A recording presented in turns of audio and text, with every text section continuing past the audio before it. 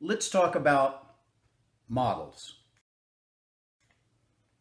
No, not that kind of model. Not that kind either. There you go. That's what I'm talking about. Let's talk about those kind of models. A model is a simplification. A model is constructed by throwing away information.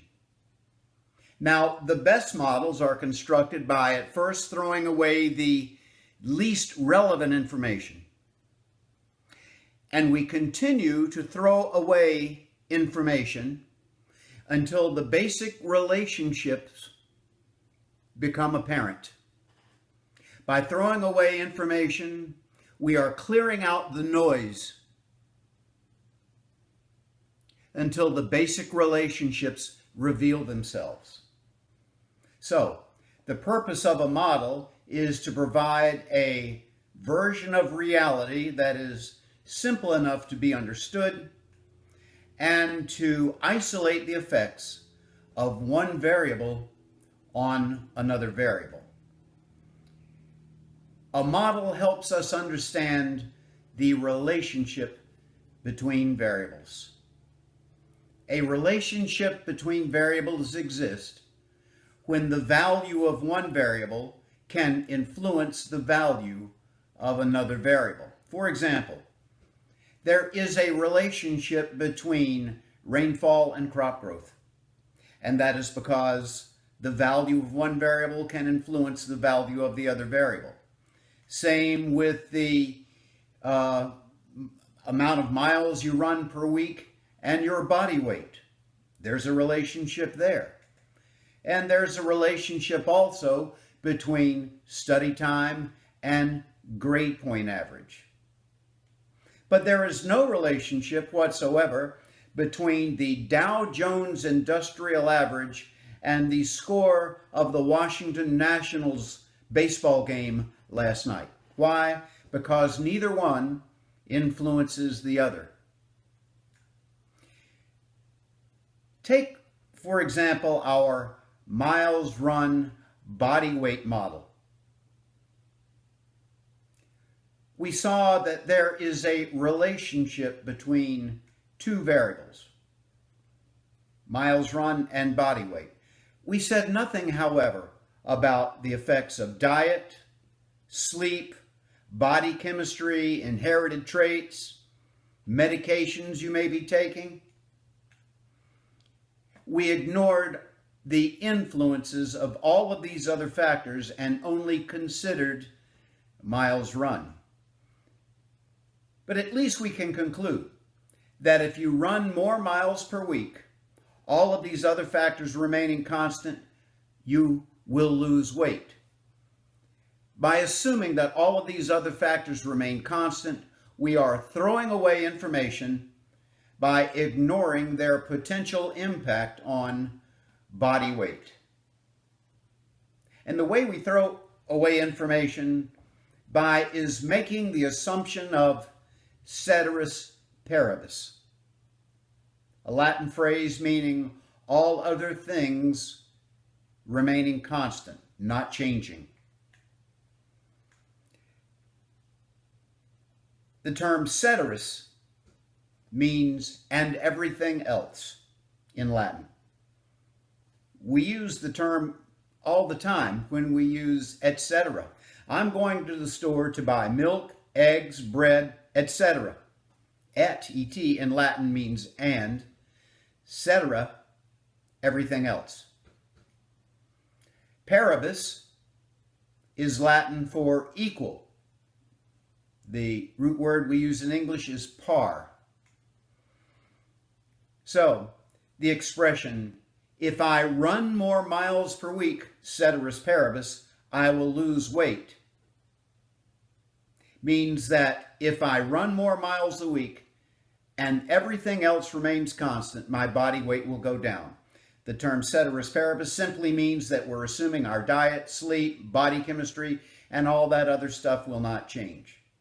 We're ignoring the potential impact of all of these other factors, despite the fact that in reality, They're probably changing all of the time. But if we had to consider the infinitely complex hodgepodge of reality, we'd never be able to figure out anything. But if we use this model to isolate the effect on running and body weight, we can conclude that running more causes your body weight to go down. Now, in all three of these cases, rainfall, crop growth, miles run, body weight,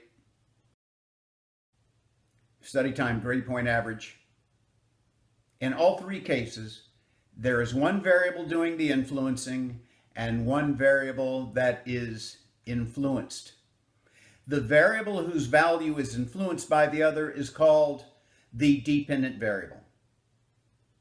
And that is because its value is dependent, not necessarily determined by, but dependent, influenced by the value of the other variable.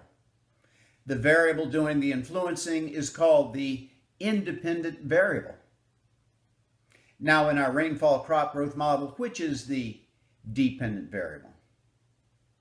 Well, of course, you're right. It is crop growth because its value is dependent upon rainfall. In the miles run per week body weight relationship, which is the dependent variable? Well, of course, it's body weight.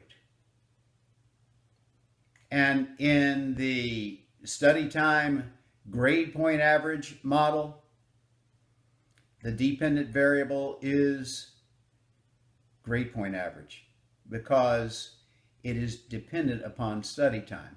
Now, that would make study time the independent variable, but is study time dependent upon nothing, as the term independent suggests? Well, of course not. Study time is dependent upon a lot of things: work requirements, childcare requirements, whatever other commitments you might have, your incentive to study, other general priorities, all of those influence study time. But we call the influencing variable the independent variable, not because it is dependent upon nothing. In fact, nothing is dependent upon nothing. We call it the independent variable because it is not the dependent variable. We call it the independent variable simply to distinguish it from the dependent variable. Now, let's look at these three models for a second. What is different about Model 2?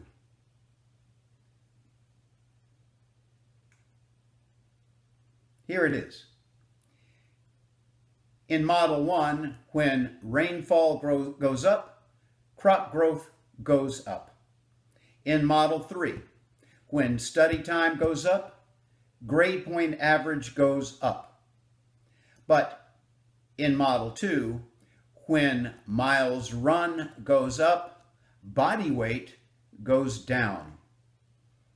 When a change in the independent variable causes the dependent variable to change in the same direction, we call that relationship direct.